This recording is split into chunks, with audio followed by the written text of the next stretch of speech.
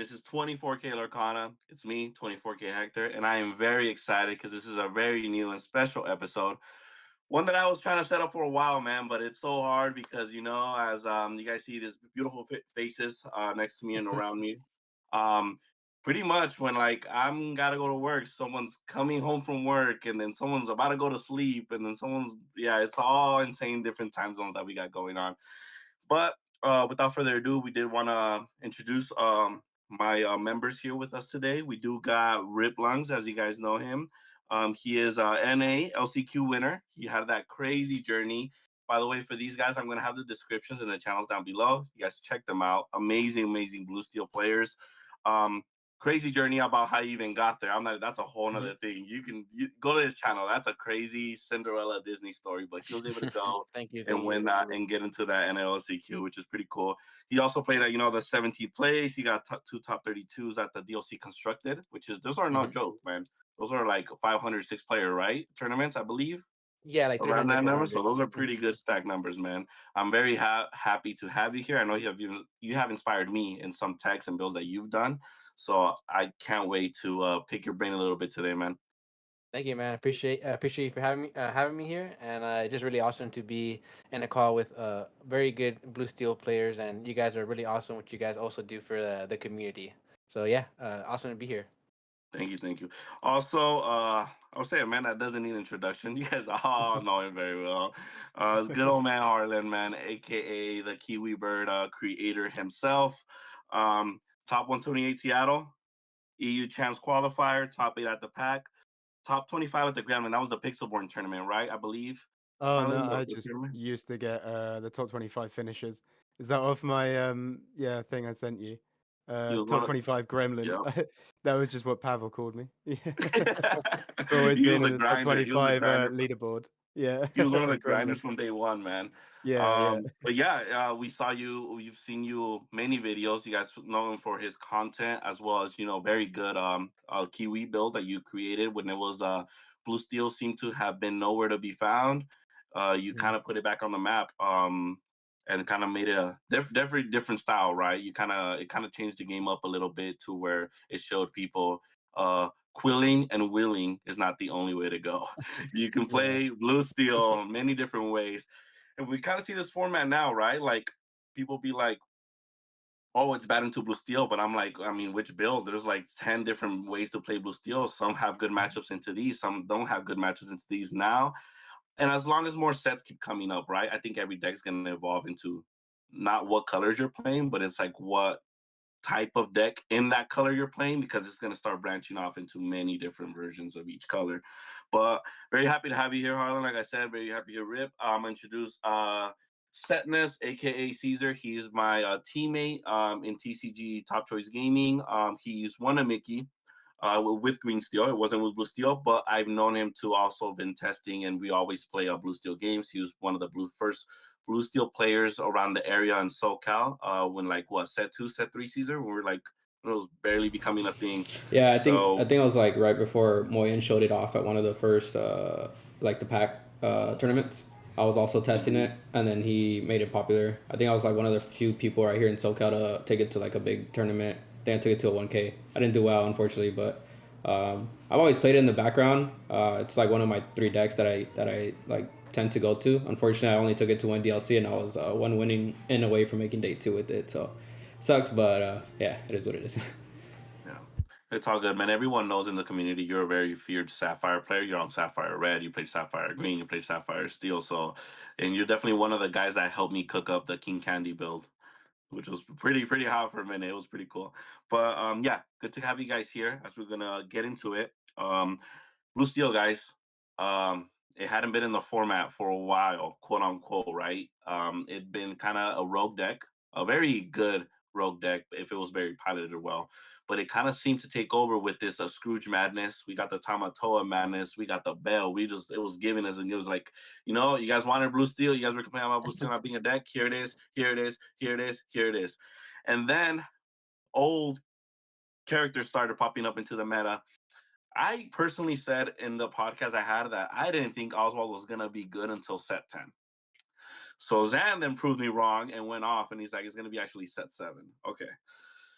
Now, it split the community, as you guys know, in kind of half because the OG blue players were kind of feeling a little bit kind of on the fence about it. The reason being is because I feel like some of us that have been on the deck for a while understand what the deck can do and the power that it can bring with all these cards. So when it does start to feel to some of us that it became more of a like high rolly, like like if you're basing it all off the Oswald hitting, not hitting, you're potentially can cost yourself by having 2 dimes, a workshop, and just items in your hand, right? And it can be really rough because that kind of creeps away with what we've been used to, which is removal characters, static characters, and stuff like that. So I did want to kind of go along one by one. What do you think about Blue Steel? Did you think it was going to turn into this direction of the Oswald?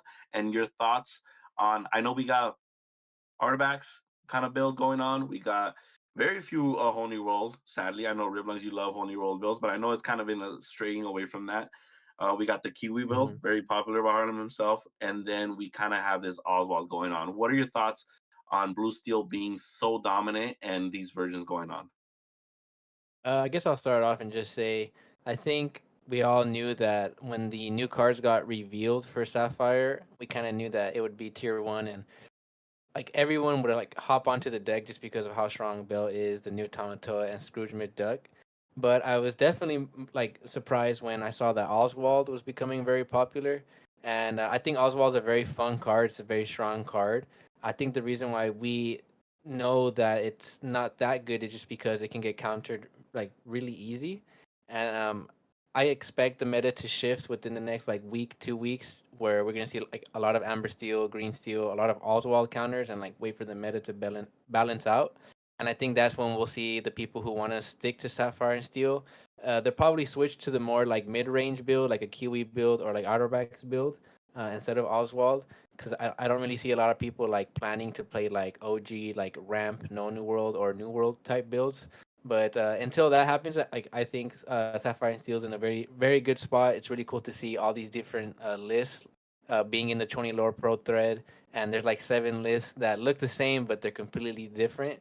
I'm personally having fun, and I really just can't wait to see again like in 2 weeks once the meta finally like settles in. Nice, Harlan. Yeah, I mean, when we saw some of the cards early on, the Bell card was in the starter decks, and I do some of the content stuff with Ravensburger, and we got sent it early, and another player got sent it early was like, they messaged me and said, I don't think I'm wrong here, but did you just get like one of the most busted cards in the game for your deck? And then I looked at it and like I couldn't believe it, and it was like that slowly like cogs turning of, oh wait, I can do that, and oh wait, it can sing like it's just Cinderella but better, and then it was like, oh wow, yeah, we did get a really good card, and then the Tamatoa, like no matter how you word that, is just so good. Like, and you can use it in every build. Like in a Kiwi build, it's really good.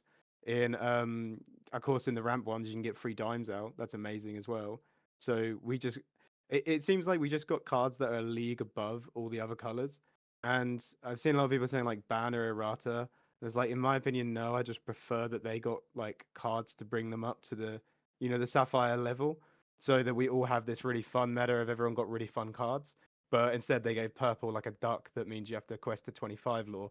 So they didn't get amazing cards, but um, I think it's in a really, really good spot. And like in the last set, Justin was the one, Jack Shadows, that you might know by username, was the one who really, like, he made Kiwi Birds. He was the one who originally came with it, and it was the same spot we were all feeling. It was like Sapphire Steel kind of feels in a really rough spot. We're not winning as much. Our meta percent share is so down. Let's approach Sapphire Steel in a different way. We got to see like Alice and Pluto work as a really good combo. And I think because he put that work in that time, and we, tested the deck together and we played it a lot, we can carry that knowledge into set 7, and we're still having these Kiwi Bird builds. Because I think if we didn't do that in the last set, people would just be like, I'm only going to play Scrooge on 3, and that's all I want to think about is try and get a Bell down turn 1 and Scrooge on 3. But because we've done so much work, it's awesome. And then at the start of every set, for some reason, like there's a group of Sapphire Steel players that are like, let's make Oswald work again. And I swear to God, I believe that like Zan has like 500 stacks of Oswalds or something. and he was like, "Yeah, no, I'm gonna make this deck really popular and then sell all these or something like that." I don't know. He's probably not. No, Zan's a really, really lovely guy. But I like never understand why that deck gets popular. I played against it in testing, and it's like, yeah, every so often they'll get like a free dime or a free Maurice's Workshop, but overall, it always feels like it underperforms out of all of the lists. So I think that one will die down, and it just requires people reacting to it. And I think we will have just like a big storm of counter Sapphire Steel decks. Like if Amber Steel just went fully playing like X4 like health characters, we instantly struggle there. Our Bell's not removing stuff as easily. Um, and everything's really hard to trade with. So I think they could easily react like that. No one's really respecting a Diablo as much, or at least in Europe, we basically never respect green steel because no one plays it here. We barely have any green steel players. So I think they have a chance to just basically swoop in there. So I think right now, yeah, it's just like new cards are out and it makes sense to play them because they seem busted on paper. But as we go forward, I think we'll actually get quite a healthy meta, hopefully. So yeah, I'm excited for Sapphire Steel, but I think overall the meta should be quite healthy. Yeah, Caesar. For me, I knew Oswald was gonna be broken. This set. I mean, I was preaching about it on all of our podcasts. I was like, Oswald this, Oswald that.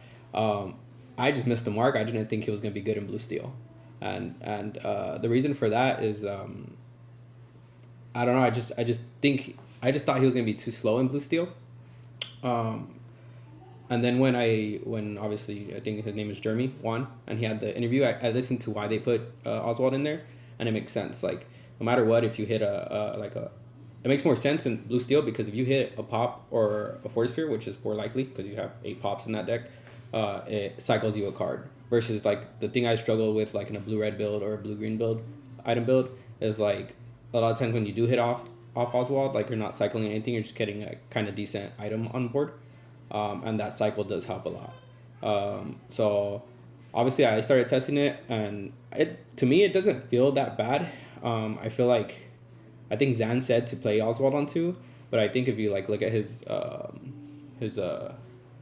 what's it called, his Mulligan guide, he doesn't even have it that high priority of keeping Oswald in hand. So I feel like that's what a majority of people are gonna do with the deck at first, to play it on 2, and then like everyone's saying here, like everybody's gonna try to counter it, and they counter it on 2, then it does hurt your deck a lot. But I feel like you got a position to decide whether you got to go for Oswald on 2 or Tipo on 2. Or like one thing I like to do, because the way I was going with blue steel, like I saw blue steel cards and right away the first thing I thought of was, dude, this is going to be an item song deck. Like I want to put songs and I want to put items in this deck.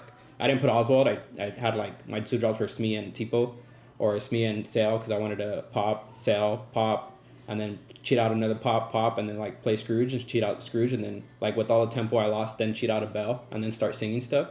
Because you can take the first 2 turns off if you cheat those 2 characters out on turn 3, and it's really strong. So when I saw Zan's build, I was like, I guess, I mean, I'll test it. It's felt decent. But like I said, the one thing I'm learning the most about that is the deciding your line on whether you got to go for Oswald 2 or Tipo on 2. And that main factor is mainly, are you going against an aggro build or a control build? If you're going against a control build, you have more likely of a chance to put the Oswald on 2. And if obviously you're going against aggro, you need to try to cheat out that Tipo on 2 and then play cheat out a Bell as well. I mean, I'm a fan of the item build. I'm very like control player, very combo player, and I feel like Sapphire Steel is like the first actual, like Sapphire Steel items is the first actual like combo deck we have. Like there's so many combos in the deck that it just makes it feel like you're just setting up these combos and then like hitting your opponent with them. So I mean, I'm enjoying it a lot. I've obviously played like regular blue steel, like Whole New World, and then non Whole New World builds. But honestly, for me, like I've never played your Kiwi Bird. Sorry, Harlan, but I'm not like a temple or aggro player. But it does feel nice. Like when I play against it, there's like some really hard games if you're playing against someone that's like very skilled and piloting it. But I think the item contender is still going to be strong. Maybe we take out the Oswalds. Like I said, I never initially started with the Oswalds, and the deck felt broken. I was like, dude, this deck is so broken. Like I was gonna play blue red, and then I started seeing Bell, and like when Bell got revealed, the first deck I was testing was blue steel, I'm like, dude, this deck is so busted. Like I kept telling Hector, I kept telling all my other like friends that we test with, I'm like, dude, this deck just feels so broken. And they're like, no, Sapphire Coil broken, this and that. I'm like, it is, but I promise you, it's not gonna be that bad. Like this blue steel deck's broken. So, but yeah, that's my take on it. I definitely think we've gotten into this direction where it almost feels no matter what direction Blue Steel's taking, the engine, as long as it has a Tamatoa in it, it's favored into the blue red matchup now because it's just kind of doing the same things that is just kind of going faster tempo. Um, Along came Zeus. I keep telling people is literally like a singable Dragonfire. That thing is able to take out anything nowadays. So like literally when you got that value, with Scrooge on 3 and then seeing along King Zeus on any threat you got, that blue red kind of really presents right. Then it's really strong. Now, like I said, I know that's why I love seeing that you're also here because I did not want to give bias. I'm like, you know what? I know he actually likes the Oswald build, so we need to get that perspective too. Because don't get me wrong, and I'm sure the other guys agree too, that deck can be very explosive. Like if the Oswald pops off, like you feel like you're playing a different card game. I don't know. I come from Yu-Gi-Oh! And you get to play almost your whole hand for free. It feels like that. You play this for free, then the Scrooge comes out for free, then the workshop. Oswald hit this character that plays for free, and it goes insane. But there's pros and cons to every build, right? And then I just personally chose the pros outweigh the cons. It's just not my style. It's not for me. Also, a part of me, I don't know how the other guys feel about this, but um am very comfortable, and I not in like a cocky way, but very comfortable and confident on blue steel ability, on how I pilot the deck, where if I can have as much, I think R&B even mentioned this on I think I'm seeing, you don't want to rely it on luck as much as the more you can rely it on your skill as much as you can, you're gonna have those edges whenever your opponent does not hit off the Oswald, right? Because then if it's skill to skill, and then you have the more better cards that are more skill based than luck based, then you should obviously maybe have that edge. That's personally a little bit of why I like it. Um, that's just me. I was also kind of trying Oswald for a bit, and I was always stuck with like 2 workshops and a dime in my hand, like early on the game, and it was just I'm like, this is not my thing. Like I said, Caesar, you've been a combo player. I've never been a combo player. That's why you like a green steel. Green steel, it's fair enough. I've never been a fan of those. I kind of like single-handedly powerful cards on their own that also synergize together, but can be good together. But yeah, also wanted to go. With that being said, you guys talked about the counter, right? People are adapting. Now, not necessarily to the faster builds or like the Kiwi bird build and stuff like that, but people I feel like are starting to adapt more into the Oswald build, right? The item build. I don't know if you guys seen the popularity in Green Lime, the Yeah, yellow green green yellow deck. build. We got the purple steel, bringing some. There's some of them are splashing some locations back with the library, right? With the Oswald can kind of struggle a bit, and then that amber steel. Did you guys see the one with like is it Neverland? The one with like a Yeah. bunch of 1-drops and then Yeah, just so fast I and think that was Zach explosive. There Bivens. seems to be Yeah. like there's like a lot of lists that have like 4 health locations in there. And Yes, I like get it. Yeah, it's just adding more like 0 4s to your list. Like it's cool. I wanna like add as well as like me, you and Rip have just like been like in Sapphire Steel discords and threads like for like what feels like years at this point. Like I don't think we really hate Oswald that much. Or like at least I'm trying to not say I do, but for like basically years of complaining about it. And also we've had like this influx of new Sapphire Steel players. And like Mm-hmm. when they all came in, they were like, you cut Tinkerbell, you cut Grab Your Swords. And we're like, no, they've been staples for like the entire piece. And like all of our minds were melting. We were like, what do you mean this like Emerald Amethyst player is telling me I have to cut Tinkerbell? And it was like so mind warping to us. But I think actually in the end it's all been very healthy. And like Mm-hmm. I think a lot of us were stuck in our ways of how you had to build the deck, and I think maybe it holded us back quite a bit. I don't know, but yeah, I kind of like Oswald. As you said, it does have that potential to like pop off, and I think a lot of people are just going to try counter that right now, as it's the likely matchup you're going to get out of all the Sapphire Steel list.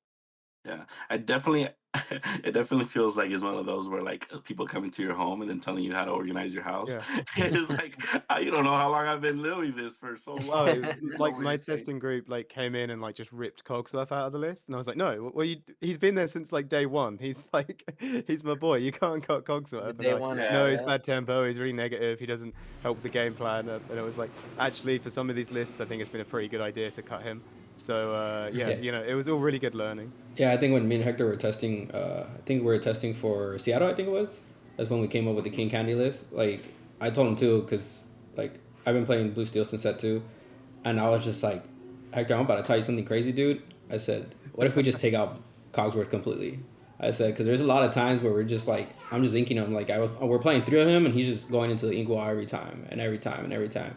And for a while it was working, but like you said, like different lists started adapting, then you do start need to Mm. putting him back. But like there were as many times where we're just like, dude, like I'm not playing this card. Like what the heck? Yeah, I've like the Artabax version of like the curve list. Like I've been playing that and testing with him because I've got quite a lot of faith in that list. And like yeah, straight thing. He just like removes Cogsworth. I think he's like landed on like one or two copies really recently because in the mirror it feels horrible if they have one and you don't. You know, Mhm. all your steel removal is less than one. Like Calhoun Smear trading up so nicely. Like you're actually just 2 for 1ing everything. So it needed to be around in some aspects, but like it was just really nice how he approached it. Like in his build, he cut Alice and Pluto. I still think those are good combo cards, but like his like if you've ever seen it performed, I think he played Ed on one of the LCC events. Like it performs really well. The deck's really good. He got to the finals in a 70-man event. So yeah, it's been quite nice for I think for Sapphire Steel players to like have these people from other lists come and join us and say, have you ever questioned why you run 4 Tinkerbells? You know. So yeah, it's been quite nice this set. Yeah, and what's interesting too is that we see the curve, the way it's kind of going. I think the issue with like Tinkerbell cost for this kind of cards like that, it's because these new cards that came out are literally the same ink cost, and you know you play multiples of it, and you kind Mm. of. I don't mind playing two Scrooges. I don't mind playing Tamatoa back to back. So it's more about I don't. I think those cards are still broken and good. It's just about like when do we really drop the Cogsworth in this type of build, or when do we Yeah, really drop the? And then the Tinkerbell, right? Because now that we're losing to fast decks, it's like well it just feels a little bit like the Tink is not just fully getting us our value without the grab, and then we're not gonna do grab when we have like the Storm Rage, and then you have all these other things that go into the mix, right? yeah. So I I think do that get it. Go ahead. one of the most like interesting things about Sapphire Steel this set is in previous sets we've always been this very reactive deck. Like you say, we're running Grab Your Swords, Tinkerbell, and what we want to do is like take a turn or two off to ramp and then react and control the board. But like now we've got so many busted cards, we can just be the proactive player and be like, yeah, here's a Scrooge. He's gonna sing Zeus whilst my Tamatoa just quests a dime out for free, and I utterly like just race over the line. And the Kiwi Bird build as well is like fully proactive deck. It just wants to race to the end, which is crazy because for so many sets Sapphire Steel was I'll play a Smee on two, and then I'll like ramp for a couple turns, and then maybe win the board back with Tinkerbell. So yeah, it's just really cool how the deck's sort of developing. Yeah.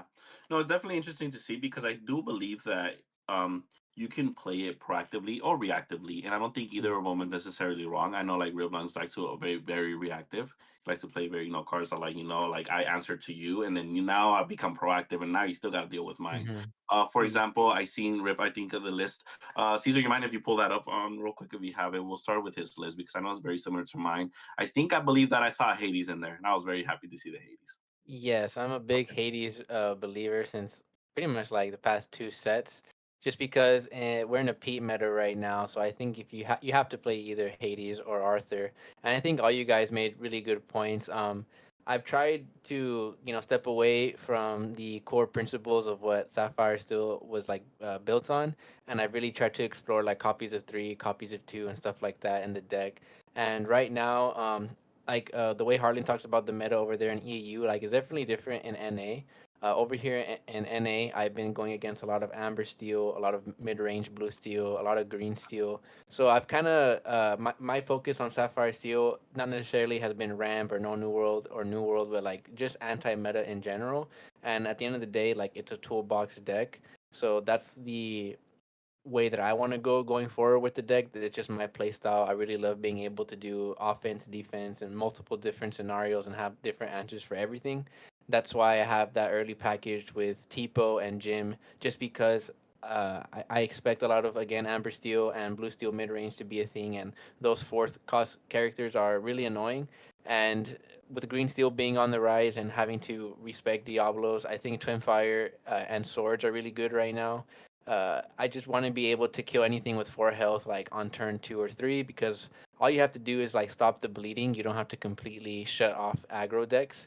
and we still have to respect red blue, right? And I think I hated playing aerial since last set, but so far in my testing, even against these like amber steel decks, even when you finally control the board, like yesterday I was playing the locals and I finally controlled I finally controlled the board, and I looked at the notepad and my opponent was at 16 lore and I was at 1, and I was like, oh, this is gonna be a long game from here.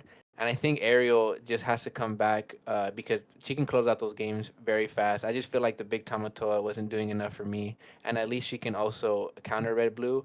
But my approach with Sapphire Steel right now is just to play anti meta, and I think we have to adapt to a very aggro game state right now. And then once we can just slow them down the first 2 turns, we just go back to like regular blue steel and like just ramp and like go for big bodies. Yeah, definitely. I can definitely see the aerial being really huge, especially if you not facing blue steels. If you're not facing Hmm. mirrors, that aerial is just probably going to get you more value than the big Tamatoa, right? If you're just going to not Hmm. face blue steels, like your meta that you're seeing around, I definitely see your list being catered to kind of the scene that you are around.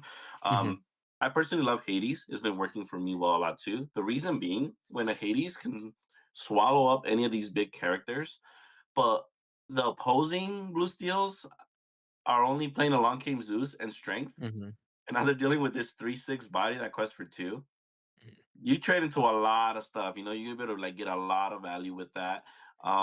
It's to the point where I know you're not playing Arthur no more, but I've been able to Hades something. Then the next turn, go Arthur, click on my Hades and trade there. Now they're dealing with 2 3/6s with a 5 lore. Hmm. It's a little stuff like that. I think we're also in a way we're getting to the blue steel where lists can be very similar, but if it's 4 card difference, it's 4 card difference. Like you It's feel the huge, difference. yeah. I don't know if you guys been testing and you guys take out 2 cards and put 2 new cards and the deck completely feels different. I don't know if that's Mhm. just me, but it's like every little card I feel like just literally matters, ratios matter, stuff like that. One question about your build that I did want to maybe that people are wondering here. You are not on Whole New World, but you Mhm. are on Tipo that swallows a card from your hand. Mhm. You are on Quill that swallows a card from your hand instead of Cell, right? Or instead of Mhm. like things that like Mickey or Donald that get it from the deck, one jump ahead, maybe Bell singing it, getting from the deck Mhm. because you're not on a Whole New World. Has that been kind of like, have you been lone card advantage? How have you been able to deal with that with this current build? I think with a card like Scrooge and Hiram, and we're playing the one drop items, these cards replace themselves. So I think I value really answering the early board, just because I know after I get rid of one character. So for example, if you pair Tipo with Bell or Pete, they can kill anything with 4 health. So I think just being able to like I have to sacrifice that one card in my hand for Tipo just because I want to guarantee being able to kill a Daisy or something like that along with Bell. And then the good thing about this deck is you don't always have to go for Tipo. That's why the Quill stays in the deck. So depending on the matchup, you could just always ink Tipo, play Jim, and now your Quill can activate. You get to ramp. You get to play either a Fire the Cannons or a one drop item, and now your Jim gets to hit for 4. So that's what I really like about the deck. I know Sky he doesn't really like having a two-way ramp option, like you have to commit to quill lines or stuff like that. But I think right now with a card like Scrooge and the meta that we're in, I think it's good to have Tipo, and now we get to play a card like Scrooge. And then just in case we don't want to minimize our hand, we can always go back with Quill. And then Hiram is just very broken. The 6 drop Tamatoa allows you to get back 2 items to keep that recursion going. So I think the way the deck's built now, we can afford to play Tipo. Obviously, Cell's a better card, but the meta right now, at least in my meta locally, it's calling more for Tipo. Okay. Yeah. Yeah. Now we can go ahead and Caesar, go ahead and go to the Harlan's list. We could put that one real quick. We're going to talk about a different kind of style of play, right? Um, I did want to kind of, I do like how all of us 4 kind of have way 4 different takes on Blue Steel. Not none of them are necessarily wrong. I think all of us have found a success in our current builds and in testing. If not, I believe that we wouldn't put it out to the public if it's bad. So this is the most updated one that we have. It's the Sukiwi. I'm guessing I'm saying it right. Yeah, Um, Zukiwi. yeah. Before anything, you Harlan, you're from the UK or New Zealand? I'm from the UK, mate. Yeah, Okay, not a because I Kiwi. had I had gone to Francis like you need to ask him this on stream. Is he from New Zealand? Because Kiwi birds come from New Zealand, and it was all that. And I'm like, no, he's explained that, what the hell Kiwi bird. I'm like, I saw it, and I think both of them use kind of like a similar time zone. I'm like, you know what? I started questioning myself. I'm like, is he from New Zealand because of that? But I'm like, no, I'm pretty sure it's UK. But anyway, we kind of got this build going on with the three Mulans, Cahoon, Smeeze, kind of pretty tempo slash fast, right? What I like about this build is like as much as it can go aggro, it can also pack a punch with the Calhouns. It can do the Pete. So it has 4 strengths, 4 let the Storm Rage on, and it has 4 Fortispheres, 4 popsicles for your kind of items going on, with Manor still being played. One of my favorite things about these type of lists is that you can afford to play Manor. It's very good because sometimes we know that when you're setting up so many bodies early, when it's starting to be coming to like a beat prep time, right? Or these certain times, it's like you have a lot of ways to defend the board, whether it's with a Pete or it's like, here's a Manor. You know what I mean? It's like, now you be careful, you're going to beat prep or something like that. Pluto has been great. Alice, what I like about Pluto, you don't have Pluto in this build, correct? You have 4 Plutos there, yeah. Yeah. What I like about Pluto in this build too is because I feel like we can use Popsicle more now, right?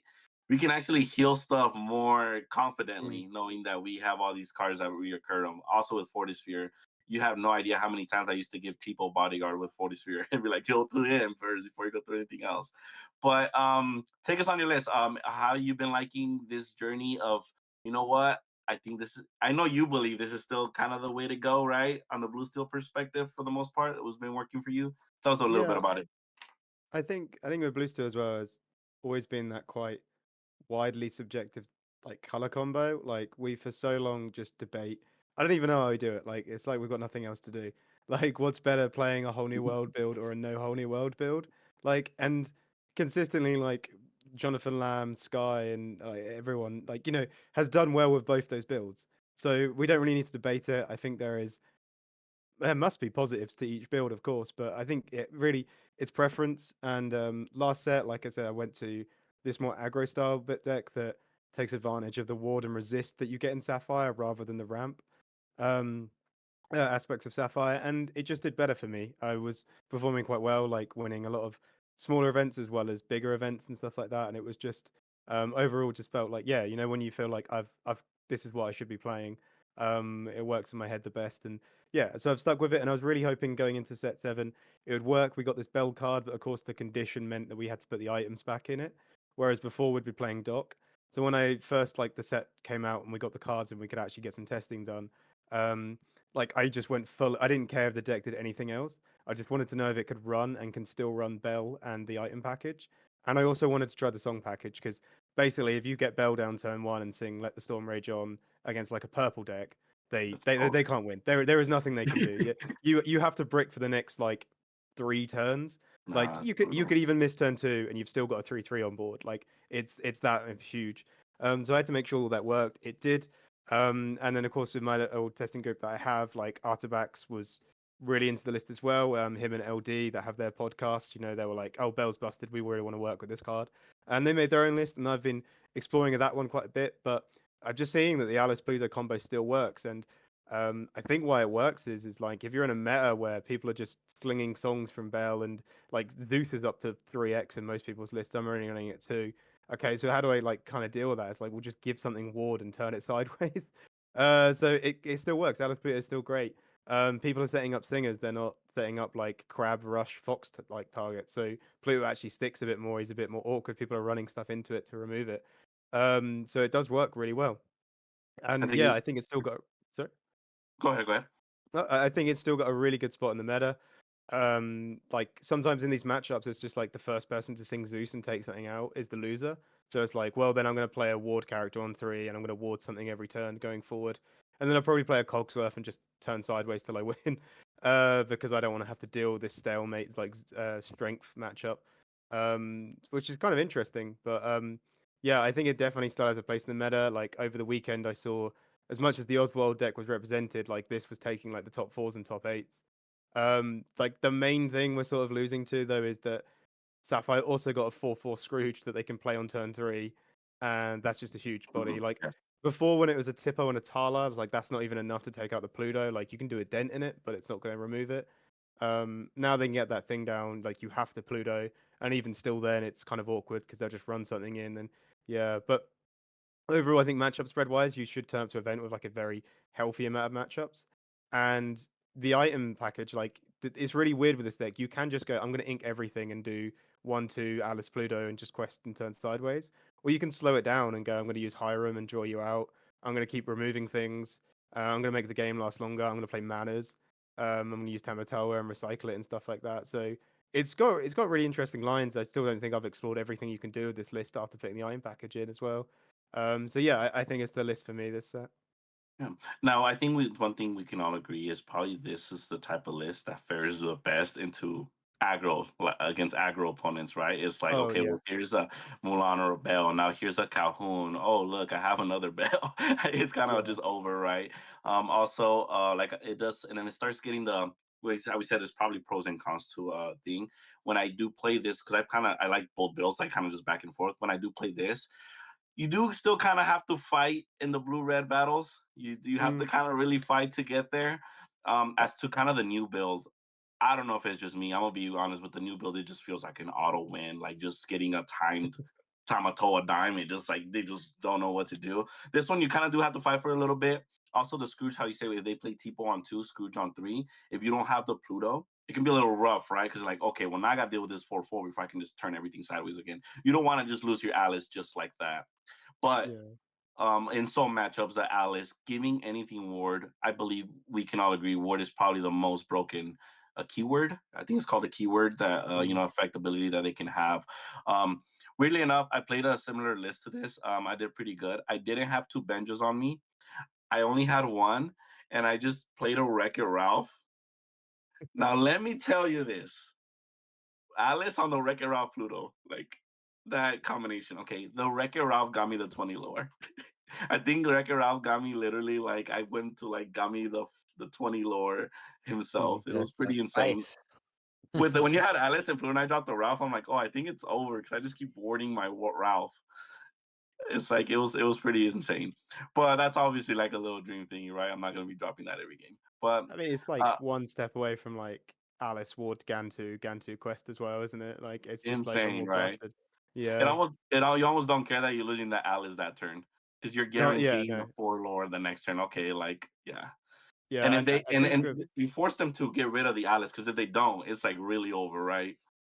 I That, think we've found as well in this set, like before we wouldn't like play a card that was more than 5 ink because we were only on the docks and stuff like that. And now that we like, well, we have to get to 6 because that's Tamatoa. It's like, yeah, you could try Wreck-It Ralph. I think that'd actually be really awesome if you did. And there's loads of different cards now we're trying to put into the list. So yeah, it's really opened up. yeah, they definitely have to answer it once cards just like Alice. It might at least resolve once, no matter what, right? Which is a pretty powerful. Mm, It's also a good static character. Now you do have no Gantu. Speaking of the Gantu, right? You don't and no Wreck-It Ralph. You don't have questing per se bombs. You're more mm. tempo. What was your take on just you not saying nothing higher than 2 lore? Yeah, it's kind of indifferent. So like as you mentioned with the red blue matchup, whenever I've played a sort of I don't know like the different builds you played into, but whenever I played a ramp one into red blue, it's like coil is only coil is really good if it can one things. So like if you like I play Scrooge, they're like minus remove Scrooge. I play this, I minus remove it, and then you get to the big CC time and it's great. But in the earlier turns, we can just be like I'm warding and double spelling. Like if your turn 4 is 2 Smees or whatever, they can -1 CC1, that's great, but then the other one survives or whatever. So I've been really liking it, but again, it does feel more of a grind. Like the matchup goes longer, you basically just out resource them in the end, and then when they're kind of like on their knees, you just play 2 manas, and then you lock out the win because they're like been basically reacting the entire time. They've never really been able to progress their win con. I feel more comfortable against red blue on this matchup, like even in all my testing, with this deck, sorry. But yeah, you don't have that explosive. I'm gonna just finish the game with a Gantu quest with an Alice. Um, but I feel like you don't need to anymore because you've got Tamatoa and you play Hiram and like you're not ending the game by if I top deck strength I lose the game because I've run out of cards. Like this game, like you're going into like turn 7 or turn 8 and you'll have like 5 or 6 cards in hand. So they'll remove things and then you just keep playing more. So we could kind of drop those big bombs. I think like 1 or 2 Gantu is still pretty good. like any big questers, but yeah, he's kind of just fell out of favor. And including a song package and an item package into these Sapphire Steel Right. lists Sometimes is it's just just like, room, right? It's just oh the my god, room. it's just so much room is just gone with. I mean, we've got too many good cards basically to put in the list, and I understand that, but it's a nice problem to have, isn't it? Really, when you've got like not enough room because yeah, so it's just something that sadly had to get dropped. Yeah. Before stuff like, oh, we have spare room, let's put Argus or let's do Yeah, stuff like that. Before it was like, it's now we have a good problem, right? With this kind of stuff yeah. going. I Yeah. mean, like when you said about the, you know, I had a small nostalgia feeling as well when you said Mickey Mouse. I was like, I have not played Mickey Mouse on 3 in so long. And then you could like used to win the mirrors by just going like cogs. You play like Smee, Mickey, cogs, and then just keep turning sideways, and you'd probably win the race. Like, oh my god, Yeah, how far this deck has I come. remember when Mary's just like, oh, he's on the Mickey Mouse, he's gonna run faster than me, and it was like little stuff like that. It's like it was funny, definitely. Um, yes, but that was our definitely our take. Now, I did want to just show real quick. I know Caesar, you've been testing like the deck that the OG players love to hate and hate to love. The boomers, man. A good old kind of infamous one that we got kind of going on, which we know was you're kind of you're playing a Zen's lawyer. You're kind of the defendant of this list right now because I want you to get through it. We know he added the queen, right? I actually like the queen. I don't know about you guys. They added the queen. It can tap. It when I read that if it's not 5 or lower, then it still adds it to the hand. Mm. That's pretty good when you have a character that plays 5 or higher items for free from your hand. So I like the queen, which is weirdly enough. I'm like, if I'm playing an Adam build, I probably still would not do Oswald, but I would consider definitely queen. I think definitely queen is definitely potential, right? Especially when the deck that can play 3 dimes. Yeah. I played They're speeding. against It's like slow, but it speeds it up, right? I played against Zizan, who's like I think it's how you pronounce his name. He got top 8. He's a very good player. He's got his world's invite, and he was on an Oswald build, and he had the queen in as well. I managed to get the win in the last 2 games, but game 1 he played the queen down. I kind of like thought I don't really know what combo you're gonna do here, so I'll leave it. He exerts, gets Porpsicle, plays a Hiram, and like you know his hand's gone from not Oh, really having a card draw option to he's really ahead of me now. So it's just like I think the queen's actually a fairly decent addition. Sad thing is, once she turns sideways, she's probably going to be removed, or like that someone's one. going to find a strength to remove it. But I still think it's pretty good for what it does. Yeah. Yeah, I mean, I tested the queen and instantly I liked it right away. So, like I was saying, I was pretty close to this list before it got popular, minus the Oswald. I would say I was pretty close to Moyen's list actually, minus the Oswald. I probably had a little bit more items than him though. So it's like a mixture between Zan's and Moyen's before they released their list. Um, but I don't. I'm just testing the Oswald because like you guys all said, like when it hits, it's strong. When it doesn't hit, I mean, it is what it is. Like I'm not gonna be dependent on him. But if I have to play it and then I hit the high roll, then my games are just so free that like it's worth the risk in my opinion. But I do like the addition of the queen. Like if I were to cut Oswald out, I think I would still play the queen because, like I said, I was already on a higher item version without the Oswald. But she's been good in testing. I like her because you can kind of fake your opponent out. It goes back to like what I was saying. Do I have to go? Can I go combo or can I go control? I mean, like control the aggression. So like right here, I'll decide like if I see Oswald and Tipo in my hand on 2, I'll keep them both because then I will get to see what's going on. And if I have to Tipo, then at least I can Tipo away the Oswald if I need to, if I don't have any like other uninkable in my hand that's breaking my hand. And then at that point, if I have the bell, like I'll cheat her out. And then on 3, I'll play the queen or Pete to control body. And at that point, if I can already control the board on 3 with Oswald, I mean with Tipo and Bell, then at that point I could use Queen's effect. If not, she's a 3/3 body on 3 that can still either sing my songs or swing into the other opposing characters that I need to control. So she's been really good in my testing. He's on 4 Oswald. I went down to 3, and I think he might be on 3 T-pose. Just for that flexibility on what to do on 2. And technically that's 6 2-drops, but like another combo I like to do if I have a Scrooge in my hand and like 2 items, I'll do Popsicle, and then on turn 2, if I draw into like another Fortisphere Popsicle, I'll go Popsicle on 2 as well. And then hope to either hit the 3rd item, or if I have the 3rd item already in hand with all these draws I've been doing, then on turn 3 I'll wait on my bell that whole time too, because like I said, I can skip a few turns if I cheat these out on 3. Then I'll draw my 3rd item on 3, and then I will cheat out the Scrooge and then cheat out the bell. And then at that point I gain control on turn 4. even with the aggro decks.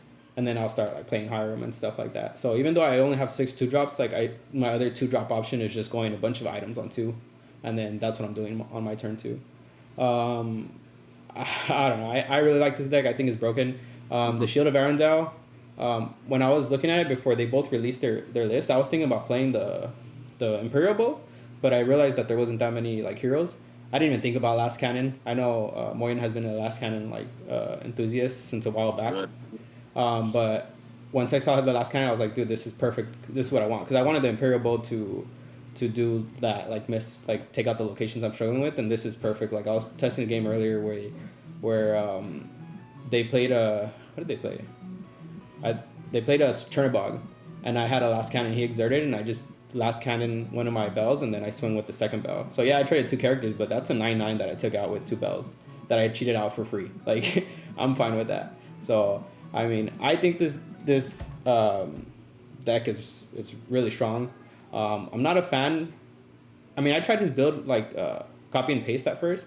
I'm not that big of a fan of 3 Lucky Dimes. Like, sure, it's good if you hit it off of Oswald, but if your Tamatoa sticks, then you just cheat it out too. So, like, I don't feel like I really need to hit it off Oswald to win the game. So, like, I just go off of my Tamatoa cheating now as well. And I'm not sure if he's on 4 Scrooges, but I've also been a fan of the Scrooge at 4 because 4 Scrooges is so busted. yeah, because I like to do that. Like honestly, one of my favorite openers is the item opener where you just go pop, pop, pop, and then like a third item on 3, cheat out Scrooge, cheat out Bell, and it just feels so strong. Like I think we had a free box tournament, and I was playing against kind of like a Kiwi bird. They still had the Dachshund, and he like went. He went on 1. He like played something on 1, then played Calhoun on 2, and then I cheated out like Scrooge, like I said, and then I cheated out Bell, and then I drew into another Bell, and then I drew into another Scrooge. So I just my turn 3 and 4, like I just cheated out 2 4 characters, and then 2 3 characters, and then I still had a Hiram in hand, and I still had like extra items. So it's just like it just felt so broken, and I had like even though I took the first 2 turns doing nothing, like I just took control of the board back like really quick.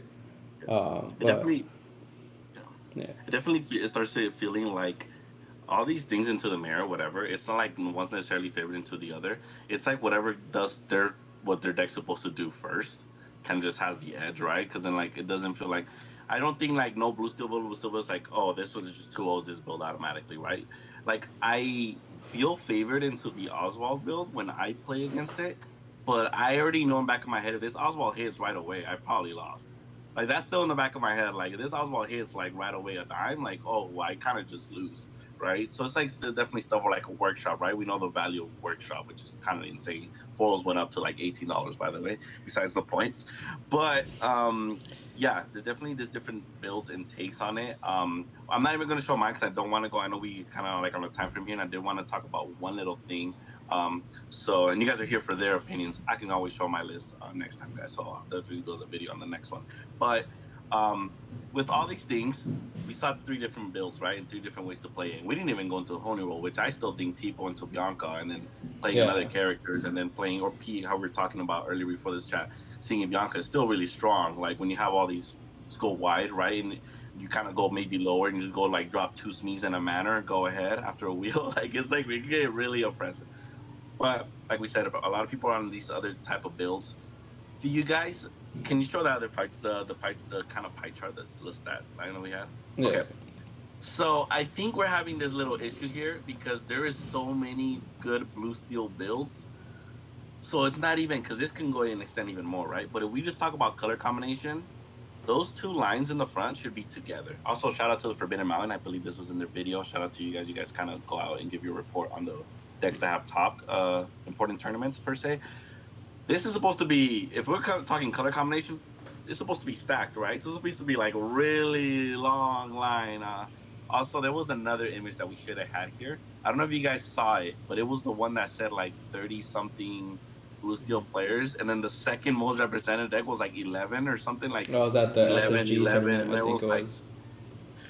So, we do want to hear from you guys on this perspective. I don't know if you guys, other TCGs that you have done with, but Tier 0. Now, we jokingly were talking about Tier 0. We're like, no, like, we were jokingly in one of our group friends chats like, do you know what a tier zero is? Is literally when the pie chart looks like it's 65 to 70% the same deck. And then I started looking at these numbers, and it's starting to get scarier and scarier. Right now, do you guys think this whole thing is gonna stay like that? Do you guys think the Sapphire Steels are gonna come off once it's been checked out? Blue Red's gonna come back into the mix. Green Yellow, all these fast decks. What are you guys' thoughts about current state of the format? Blue Steel Tier Zero? Yes, no, in the near future. I Go think ahead, Drew. I think it's definitely not tier zero. I feel like I'm the only one facing these Daisy decks. I don't know what's going on because I'm like I get turn one Daisy and then I don't see my bell and it's just like okay, well I guess I just lose here, right? So I don't really see what's going on there. I definitely do think though that a lot of it has to do with who's playing the deck and if those decks go viral.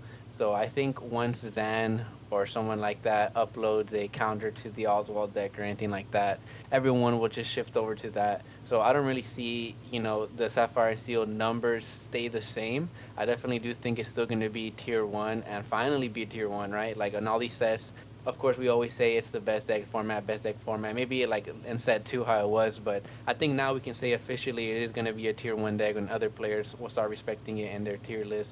But I think the meta will definitely shape up again as soon as Zan releases something or other players just start playing a list that counters to that, and then that goes viral. We'll start seeing more people shift because I'm already seeing like the amber steel, the green steel, and like even like red purple kind of be in the mix, even if that might be troll or not. But I don't think blue steel is tier zero just because again, when you again going back to Zan like and Otterbacks, I know Harley mentioned this earlier. Like what I see about them is they play a lot of cards where you just have to like you're making you forced to have that answer, and I feel like a lot of people just aren't respecting that. So again, like the Oswald problem, if all the blue steel players just took off Storm or threw in Fire the Cannons into their builds, those Oswald triggers just won't really happen anymore. And I think that that's what it is. I think right now everyone's just still on the same type of list play style, and then once the next 2 weeks happen, we'll see like a big shift. But again, like for it to be tier zero, I feel like it you'd have to like win by turn like 4, 5, 6 in a hardcore way. But the deck's not really doing anything broken that we haven't seen. Turn one Cindy, we've seen that for the past 5, 6 sets, and that wasn't tier zero, but it was definitely tier one. And I think like more people will just start playing other stuff again, like a way to counter blue steel, and then when that comes out, they're gonna counter that with red blue again. So definitely tier one, and I'm happy that's tier one. I'm happy that so many different lists out right now. But I think the meta will be okay, and we're not in a Bucky format back then or Diablo how it was. So like it's not even comparable to how bad the game was during those sets. Okay. Harlan? Yeah, I think right now is like a lot of people got shiny new toys as we do a new set, and they just want to enjoy them. The tier zero thing, yeah, like I had to like mention it at locals as well and say, is this tier zero? And of course at the start I would have said yes. I would have said yes to it being a Sapphire, not just Sapphire Steel, but just a tier zero in Sapphire is so powerful right now. I'm confused why you wouldn't be playing Sapphire, but not just Sapphire Steel and not just like say one of the Sapphire Steel decks that were mentioned. Like just in general, Sapphire seems so powerful. But then like the weekend happened, and like even at the Hunter Biden event, like Amethyst Steel beat it. There was a German event of like 128, and a green yellow discard won it. And then there was another event where like an Amber Steel that was teched against Sapphire Steel won it. So it's like, in my opinion, I guess if this was tier zero, those decks would not have done that. I just feel like we would have been so above the rest of them that they wouldn't have been able to, maybe they'd have made cut and got far enough, but I think maybe that wouldn't have happened. I do think the other decks will come in and will have a fairly good meta, but in my opinion, like what I've said to anyone right now is like, yeah, the Lady in the Tramp deck looks fun, but if you're a competitive player, I'm very confused why you play anything besides Sapphire right now. Like, have you seen the cards we've got? Like, I saw there was a Blurple deck at one of the events, and the guy had just put 4 bells, 4 Porpsicles in his deck because Bell is just that broken. And I was like, yeah, no, Purple? because he was like, he was like, if I get it, I basically win against like a ton of matchups. If I don't, it's just ink, and also the combo's inkable as well. So it was like, yeah, just in general, Sapphire feels so powerful. that I'm very confused by anyone else who would play anything besides it. But I don't know. I was very surprised by the results that we got from some of these events. It might morph into a tier 0 meta, like maybe all the decks like go, oh, so this is how you're beating me. Okay, well, like you say, we're getting beaten by green steel, green discard. I'm just going to put some fire the cannons back in like we used to, and take out your Diablos and then play around your Ursula by playing a Pete on 3 or whatever. Then maybe it could do that. So maybe it could morph into it. Because like in last set, like Ruby Sapphire has always been really popular. It's always been like the deck, hasn't it, for a while. But by the end, like the DKP list was like 35-40% meta share. So it really found its legs at the end of it. Right now, what we're doing, we're just messing around with Oswald, and I'm messing around with Alice. So like I'm not saying like anyone's figured it out yet, but there is definitely, we've got a bunch of busted cards. Like it could be a full item Oswald build, it could be a full aggro one, it could be a whole new world could come back for sure. Like I'm pretty sure someone would find, I don't see why not. I think Miss Bianca's kind of underplayed and undervalued for actually what she does. I've seen her even in Amber Steel does very well, but like, yeah, I'm surprised that we would have figured it out this early on. I think if it is a tier 0, like we'll know by halfway in, maybe by the end. I think if we had DLCs as well, we would just get this so much figured out. I mean, yeah, we would have so much day, like 2,000 person event, like 2,000 lists being made public and played at these bigger events, and like I think the meta would just move so much quicker. And even if we had blue online steals on top 64. yeah.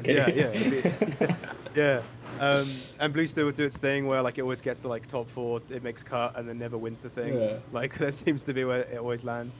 And like imagine if we had an online client, like when Pixel Bomb was out, like metas would get figured in a week. Like you would just have like constant gameplay. So I think even it is a tier 0, we won't know until quite a bit into the set, sadly. But we got the most powerful cards, like Sapphire did, just in general, like for sure. It could easily be a tier 0 meta at some point.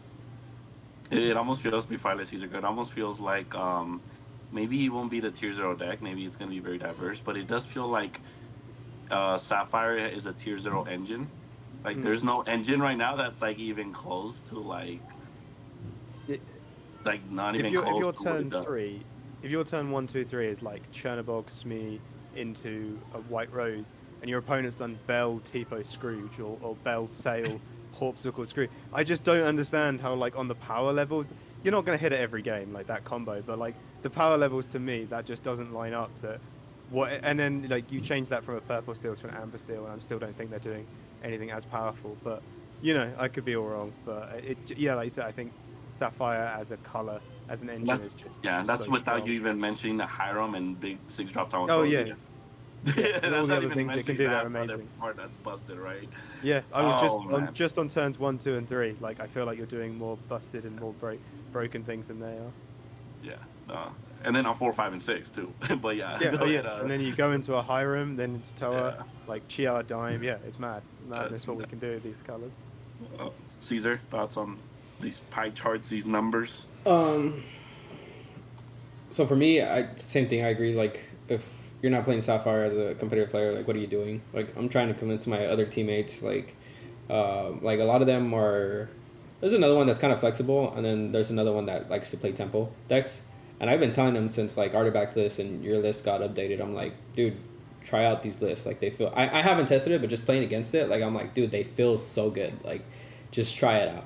And he finally tried it out this week, I think it was, and he's telling my other teammate, hey, dude, try this out. And I'm like, dude, I've been telling you, like, this deck is good. Like, and it's good for you because you like that tempo flow and, like, kind of aggro play style if you need to. I was one of the ones in the chat that said that Blue Steel was tier 0. I do take that back now that Zam made it popular. I was saying it was tier 0 before it got popular because I'm telling you, I was, like, playing these games, and I was just destroying every deck. Like, even if it felt like I was behind or unfavored, like, I somehow just came back and just snuck out a win. And especially because everybody was saying that Ruby Sapphire was tier 0, I just even right now, even with the list being public, like I still have not lost a Ruby Sapphire game with Blue Steel, and it's just like dude, this deck just feels so strong. I do think it does have weaknesses, obviously. In our little group chat, we were talking about like what do we do to counter the item version, and I did say it's gonna be like an Amber Steel deck or Emerald Steel deck. For the same reason, I kind of regret it now, but I ended up taking Emerald Steel to Continentals, And for the same reason you guys are saying right now, like Bucky's so like disrespected right now. I mean not Bucky. Diablo's so disrespected right now that if it sticks on board, like it's still a strong card. You know, if you shift it and it sticks on board. And that was my concept. That was my whole concept on why I took Emerald Steel to Continentals, because I'm like I feel like no one's respecting Diablo. Like I'm gonna just take advantage of that and just cheat out, shift Diablo on turn 1, and then shift Beast on 3, and like no one's gonna respect it, and it's just gonna take over the game again. And it's like the same concept again right now. And everyone's going down on like hand size, even like the Ruby Sapphires, and sometimes like in the item build of the Blue Steel, like you just go down on your hand size, and if you're going into a discard deck, like they're gonna end up like just getting rid of your hand completely, and then you're just kind of SOL. So I do think there's way to counter it. Like I do think for the song or for the item version, the Amber Steel is like probably one of the roughest matchups right now, in my opinion. Because like you said, RIPLUNGS, the Daisy, and then all these like 4 health creatures. Like I was playing against one of my buddies, and I cheated out Bell, and then he went Cindy, and he went first, so he went Cindy, and I cheated out Bell, and I was like, all right, I'm so favored. And he goes Mulan, Civ, Sing Strength, and my Bell's just dead. I'm like, all right, I just lost. Like I just lost. And then like the other game, he like went Daisy, and at that time I didn't have Tipo in there. And that made me realize why Tipo's in there, to finish that 4 willpower. And I'm just like, dude, like how am I killing this? I can't even swing to this. I can't even sing my song, because if I do, he's gonna swing into it and then Rapunzel. Like it's just like, it's so backbreaking. So I do think there's weaknesses, but I do still think it's like neck and neck for best deck. Like all Blue Steel lists. Like I think the only other contender I think I have right now is Ruby Sapphire. Yeah, I don't think it'll be tier 0, just like how we all said, like there's still weaknesses to exploit. But I feel like if Zan didn't like bring it out so public at the beginning, it would have been tier 0 for a while. I do think like if someone not as like a public figure as Zan would have made it popular, like, I think it would have like everyone that knew the strength of it, like they would have just been running away with tournaments for a while until like Zan or someone like big played it, you know. So unfortunately for us, Zan played it and he made it popular, but didn't get attacked. Yeah. Well, fortunately for me, it will not be my version, so at least I'll be good. I'm glad that a little bit I'm not getting comfortable with Oswald, because I don't think he'll be sticking around that much longer. But we'll see, right? I also believe Zan and himself, the artifacts themselves, are going to do counters to their own decks, right? And then put that out there. Yeah. This and that. So I will say this. Because I know there was that like division between the Blue Steel community. I feel like Zan will play a different color combination before he gives in and says, okay, I'm going to do this other version of Blue Steel. But I don't know, man. We'll see how this meta definitely turns out. One last thing before we all go. Let's just say we're all wrong. And let's just say this goes tier 0 for 11-week format that we had, the set 1, whatever. And this is dominating the way it is. Whole way non-stop.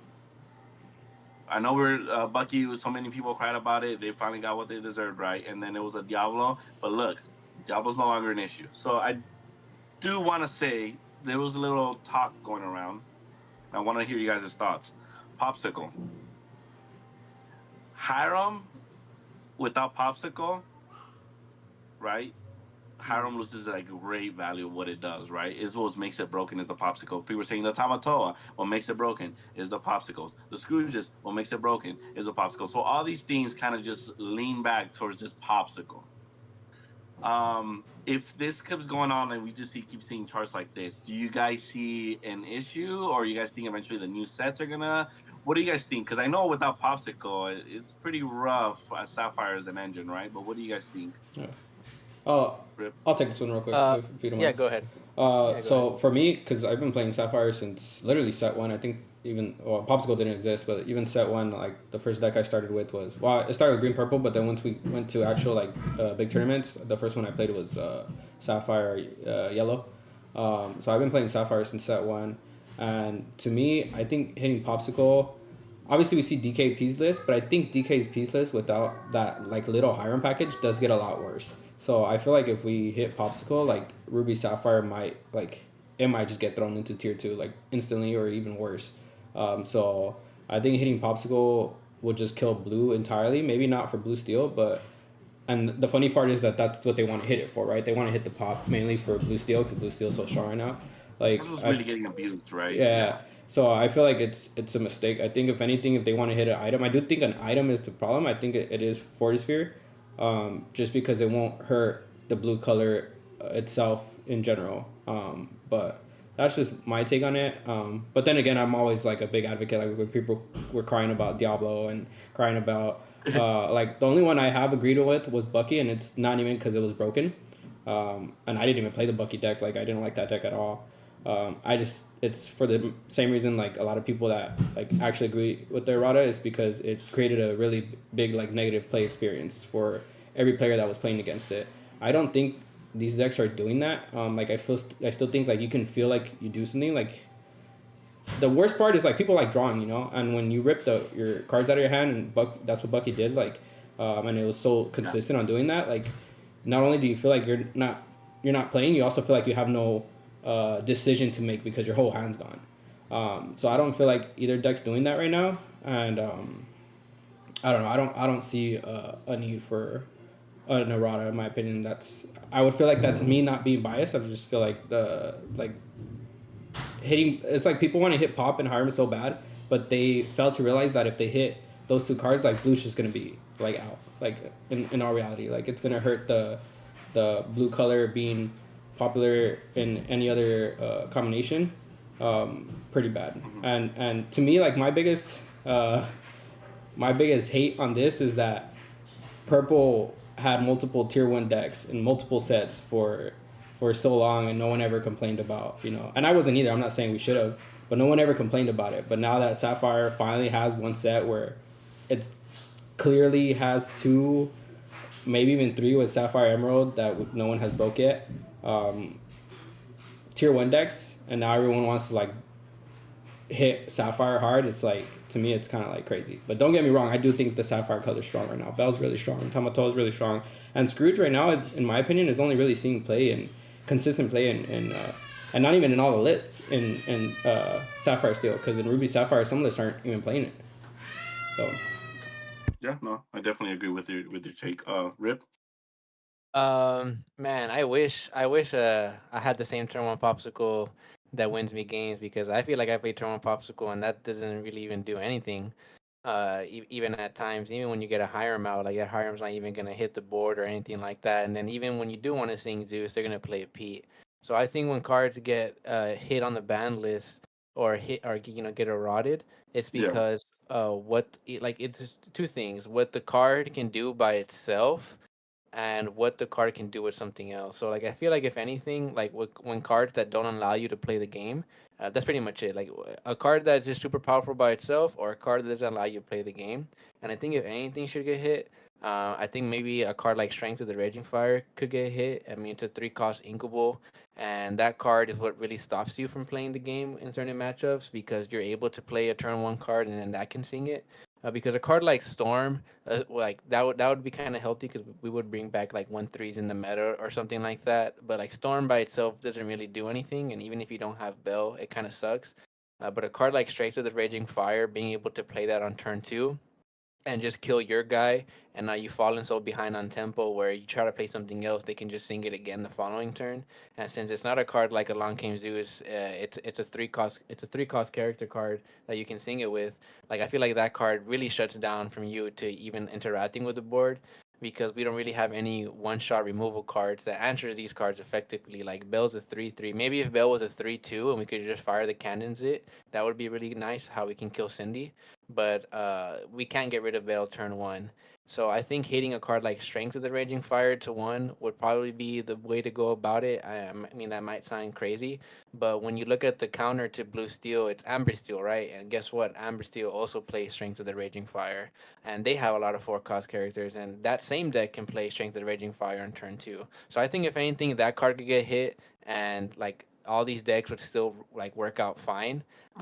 That's just my personal opinion on if any card should get hit when it comes to that tier 0 deck. Well, what card is all these tier 0 decks playing? And I think Amber Steel is really strong as well. So and Green Steel. So actually, Green Steel, Amber Steel, and Blue Steel are playing Straight to the Raging Fire. So if anything, I think that card should get hit. and Purple Steel. A lot of purple steals. Yeah, That's the only Some song purple that, still on it yeah, too. yeah, that's the Some only. that hot card's takes. Yeah. insane. I'm That all card's in insane. for Might these be a hot hot take, takes. but yeah, I mean, I don't Harlan, know. That's reasonable. Harlan, what do you got for us? What do you I think? don't think I can top that hottest take of banning strength for the Raging Fire. I don't think I can top that. But yeah, I know a lot of people are like, because it just has a knock-on effect if you errata, change, or ban or whatever you do to pop score, because it's like it hits the bell, like then you know that doesn't really work as well, and the Hiram is affected, and then Tamatoa's made a bit weaker, and then the big like yeah, if you wanted to like basically kill the color, as it's been mentioned, it would be like attack that card, and I think it's insane to do that because like that's more of an overreaction than what they did to Bucky with like you've seen that card now, like that's nuts why they did all that to they didn't have to do it that badly, did they? That way, They could have yeah. literally just ripped ward off it, and like I think I would have been fine with that because then it's like a let the storm rage on target or fire the cannons target. Right. But no, they just put that into the ground. And if that's how they're errataing cards, I really don't want them to have an attempt at Porp because they'll make it like a 3-cost uninkable. Play this, pay They'll make 1, it a draw a jumbo card. pop. Yeah, Remember the it'll be jumbo some like pop? Yeah. nuts card that's just like not even viable in like a it's just yeah. So I really don't want to do that. I understand people's frustration with Hiram, but I think as well we do have other card draw, and like DKP kind of proves that quite well. And like as you mentioned before as well, in like set 1, like you could still build Sapphire Steel with Whole New World, and you could have some sort of functionality there. And I think we got some work done with Doc. I don't think you could use Doc on a ramp build, of course, but especially in the Kiwi builds, like Doc was always putting in quite a lot of work, and that card's actually just quite powerful. It was amazing to see in set 6 that like every steel deck could pretty much adapt to that card and use it to great strength. So yeah, I to be honest with you, I don't think I'm games design good enough to know how to make Sapphire Steel or Sapphire in general like on the level of the other decks.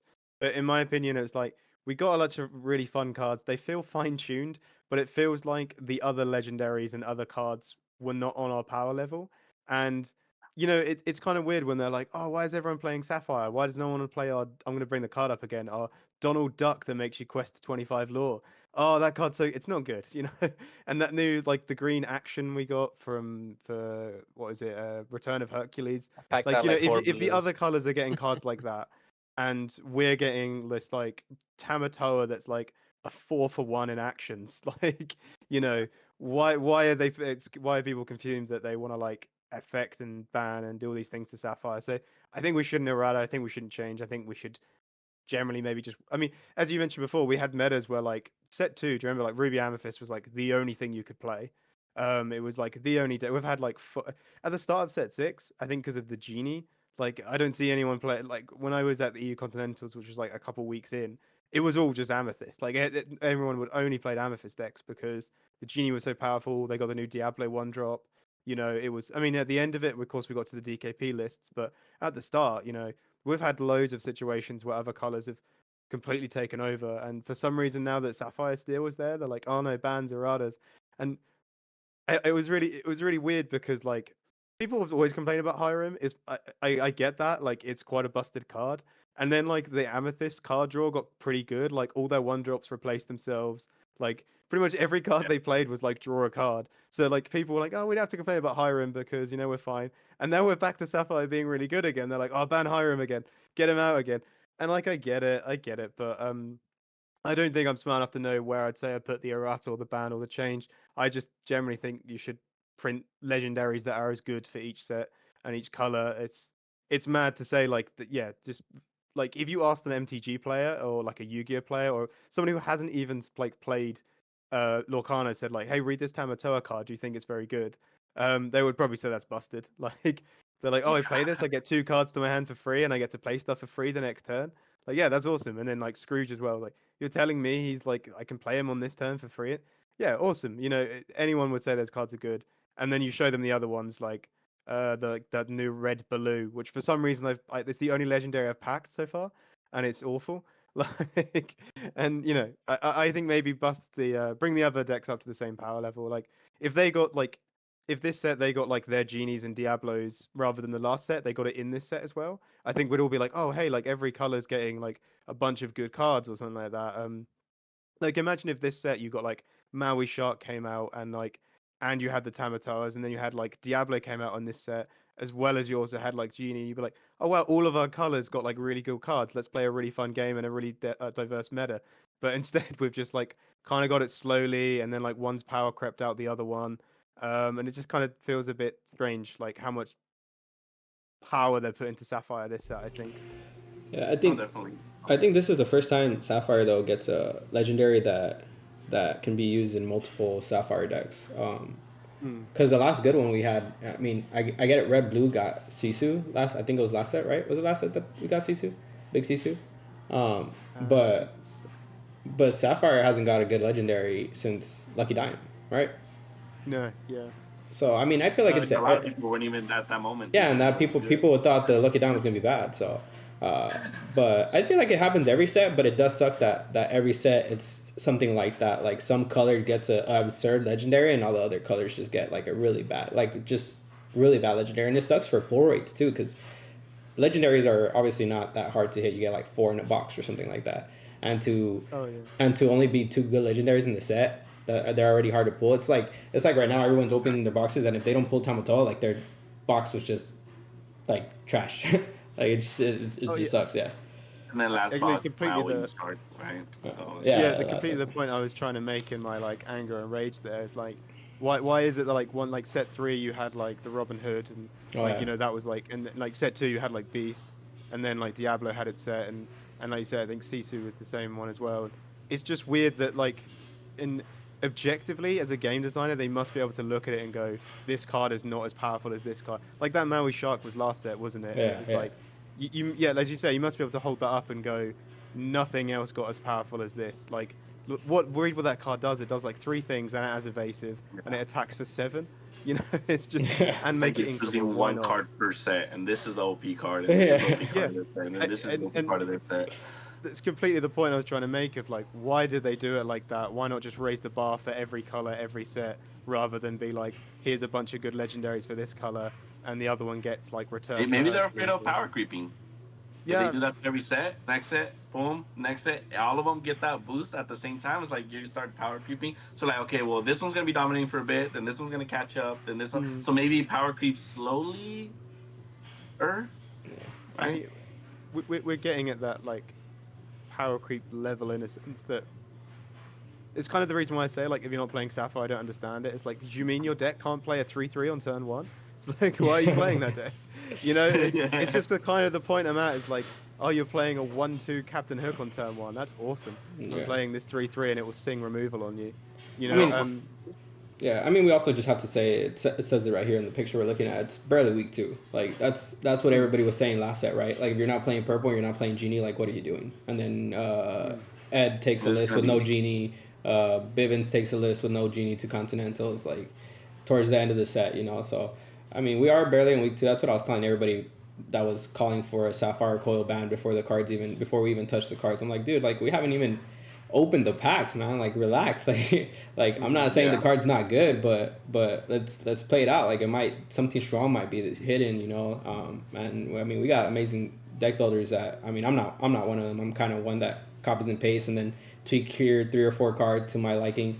But we got a bunch of amazing deck builders that can figure these things out and then just do some crazy stuff. Like I played a tournament not too long ago, and I played Ruby Sapphire and some really good red purple player from there took Ed's list. If he didn't take Ed's list, like I probably would have won the whole thing.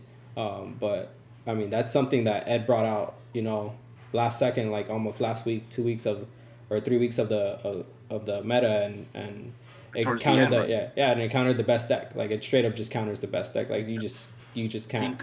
Yeah, you just can't. It's like really hard to beat that deck. And everybody agreed last set that Ruby Sapphire was pretty much the best deck, you know. So yeah, you never know what comes up. Alrighty. All right, that would kind of do it because I know we're like on time and I have to get to work soon. But yeah, guys, all I can say is there's always gonna be those purple red was for like 3 sets, and then we had all these other like the discard, and then people were complaining about that. And every deck is gonna have its time, and I guess this is the time where people are just gonna complain about Sapphire Steel if you're not playing Sapphire Steel. which I don't get it. Like Harlan said, then if you know it's one of those, if you can't beat them, just join them. There's a lot of different versions from you guys to choose from. We are more than welcome to you guys join the family and just pick any of these 10 versions that are going on, because apparently they're all doing pretty well, which is pretty insane to me. But yeah, any shout outs that you guys have? Where can we reach you guys? I know you guys you plug in Rip. Oh, yeah, you can just follow me on all socials, YouTube, Twitter, Discord at Create DCG. And I know Hector will have my YouTube info down in the link below, down in the description below. And I just want to shout out to the Sapphire and Steel Thread and the 20 Low Pro Discord. Shout out to my locals, the Stronghold Games in Down Texas. And shout out to you for having me onto the channel. Shout out to Harlan and ZETNUS for coming on here and talking some Sapphire Steel. Yeah. Awesome, thank you, man. Harlan. Yeah, always a pleasure to get to chat Sapphire Steel, and it always surprises me how long we actually can talk for this. But I could probably talk for days, but as you say, it's getting late and you I have have to to work stop as you well. guys. If not, we can just Yeah, go on forever. it's, Harlan's not it's gonna get actually sleep. mad how I'm much gonna I get can talk fired from about. work. Yeah. Yeah, I get it. It's mad how much you can talk for like one deck in one game, but it's awesome to see. Yeah, I got YouTubes and Twitter. Harlan Sweetie is still its name, and I have a Medify as well, where we've got like a nice new charity support tier, where it's like a very small amount, it's like a couple dollars or something. And we do meta roundups, and we put things on there, and all the proceeds go to charity. So I've just been plugging that as well, as I go around. But yeah, just like to say thank you. Shout out to like everyone in the 20 Law thread, that you know the one it is, the Sapphire Steel one, and like everyone I test with as well. Awesome. Thank you for coming. I said this. Yeah, I'm pretty quiet in the scene. All I really have right now is X, so you guys can follow me there at @lepapi_ZETNUS. And you guys can find me on the podcast, or our podcast, mine and Hector's, the Cookout podcast, on YouTube if you guys want to follow that. Other than that, I'm pretty hidden. I don't really even the decks I play at for that set certain moment. I know 20 lore, I'm in it, but I never talk. That's why people don't really know me. I just kind of read and like take in everyone's thoughts and stuff. Yeah. All right, I'm gonna have everyone's stuff in the description. You go. Thank you guys for being here today. This is for you guys, RIPLUNGS, Harlan. I hope you guys just thank you for your input. I hope people can watch this and kind of get a different view and perspective, or kind of get a little bit in the minds of people that have been doing this for a while, but also still appreciate the new things and the new things that are being brought with the Oswald and Explosiveness. Right? There's a lot of different ways to go about this. I'll definitely have all the description of all these stuff down below to support these guys, man. And then on 20 Lore, any thoughts, comments, all the good stuff, you guys can comment below, like, subscribe. This has been 24K Hector with all these beautiful souls here, and 24 Killer Kana. All right, later, guys. Peace.